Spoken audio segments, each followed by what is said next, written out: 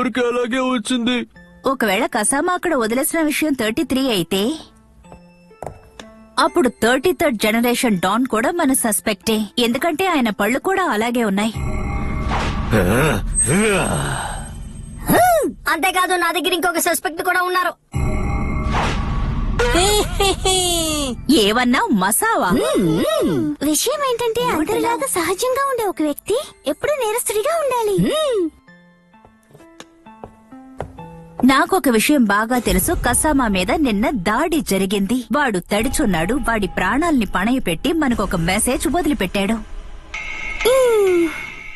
కజామా అలా చేసుంటాడా?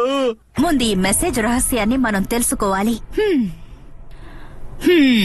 షిన్చాన్, నీకేవైనా అర్థమవుతోందా? నాకు బాగా అర్థమైపోయింది. మనం ఏదైనా తెలుసుకోవాలనుకున్నప్పుడే మనకి ఇంకా చాలా ప్రశ్నలు వస్తాయి. కాసు కాబే డిటెక్టివ్ క్లబ్బా? అవును, మేము వ్యాంపైర్ ఇన్సిడెంట్ గురించి ఇన్వెస్టిగేట్ చేస్తున్నాం. దాని గురించి మీకేమైనా తెలుసా అని అడగడానికి వచ్చాం. ఇంతకు ముందు ఉన్న స్టార్ స్టూడెంట్ ఇంకా అథ్లెట్ ఈ రోజు పిల్లలతో పాటు డిటెక్టివ్ గా తిరుగుతున్నారు.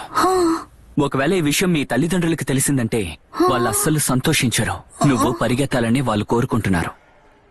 నా కోరిక కూడా అథ్లెట్ అవ్వాలని. ఓ అలాగా?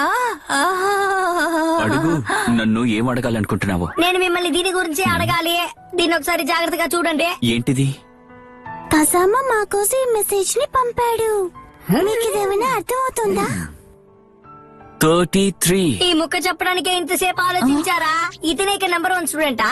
పదండి మనం వెళ్ళి నెంబర్ 2 స్టూడెంట్ ని అడుగుదాం. ఓయ్, ఏ ప్రాబ్లం అయినా సరే నేను సాల్వ్ చేస్తాను. ఏంటిది? ఏంటది? ఏంటది? కల్ప్రిట్ ఎవరో మీకు తెలుసా? అంత తొందర ఎందుకో, ముందుకి నుంచి బయలుదేరండి. రేపొచ్చి నన్ను కలవండి.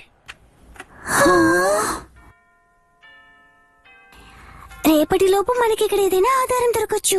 అవును, అయితే రేపు కలుద్దాం. తప్పకుండా కలుద్దాం.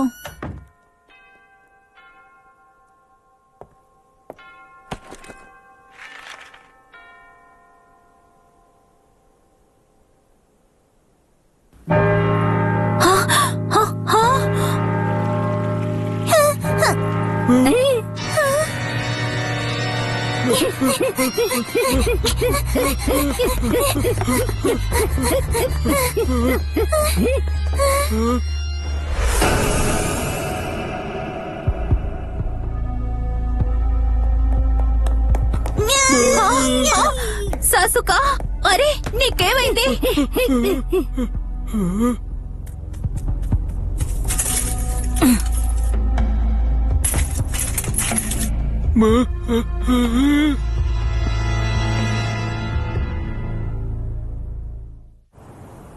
గేమ్ జోన్ ఎలా ఉంది? ఇలా చూడు సాసుకా, ఇందుకు దిగిరా. పాప్కార్న్, దీన్ని తలకిందులుగా చదివితే సాసుకా, నేను వాయిస్తూ ఉండకు. అలాగే నువ్వే నంబర్ 1 అని గుర్తుంచుకో.